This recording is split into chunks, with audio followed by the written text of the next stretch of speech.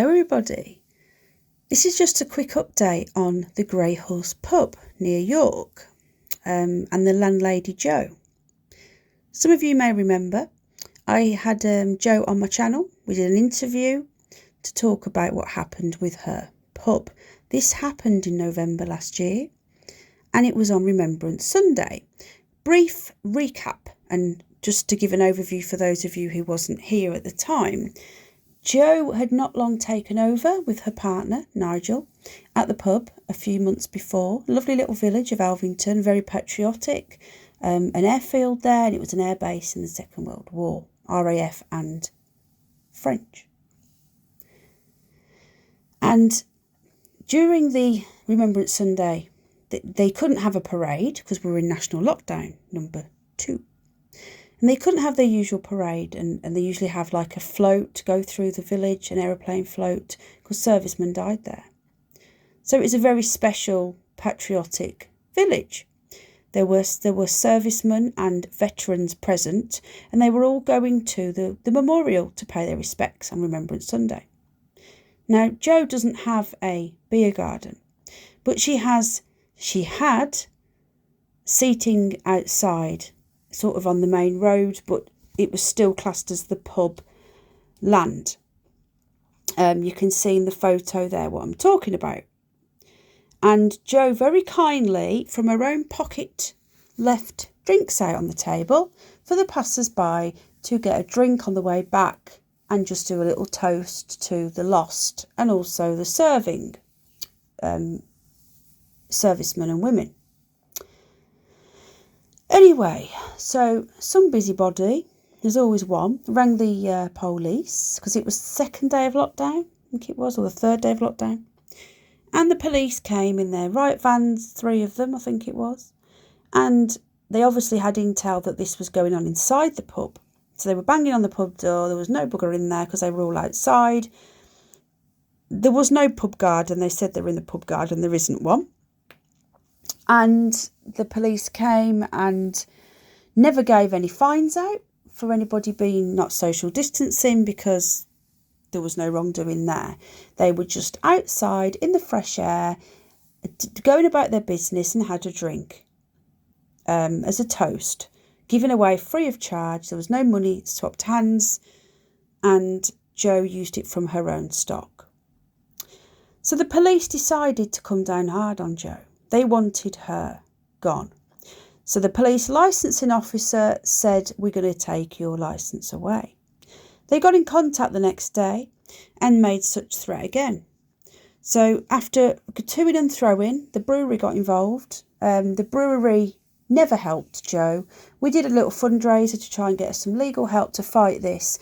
I got Nigel Farage involved, who actually contacted me saying he was going to get in contact with Jo. He asked for her phone number. I gave it to him and he never did. So shame on you, Nigel.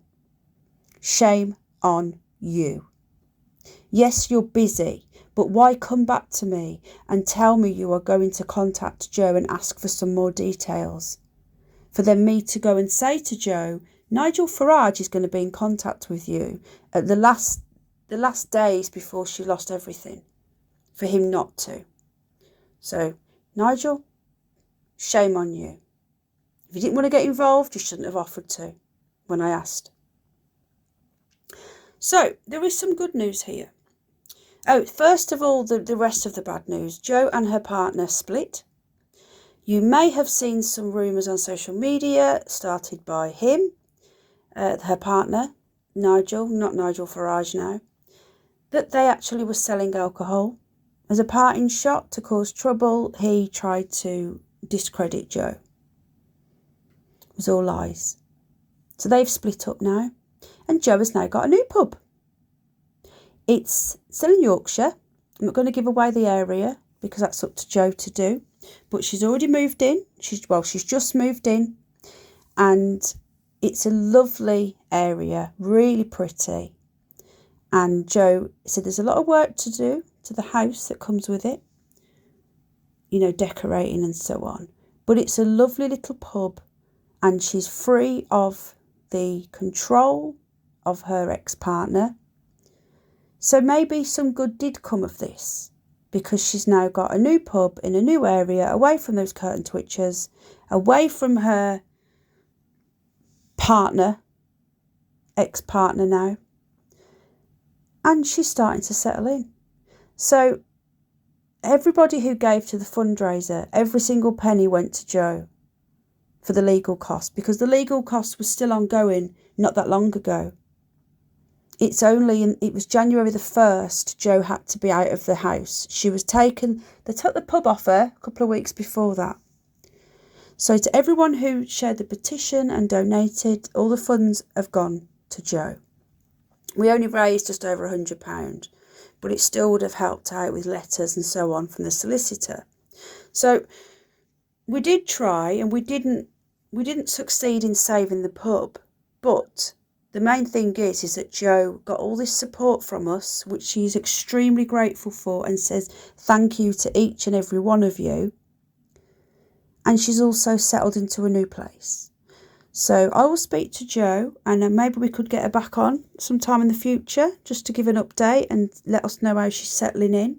I'll be visiting as soon as she's ready for us to go. We'll go over for a pub meal. As I say, it's not in the same area, but it is a nice little area from the photos that she's shown me. So thank you to everybody. Lots of love to Jo.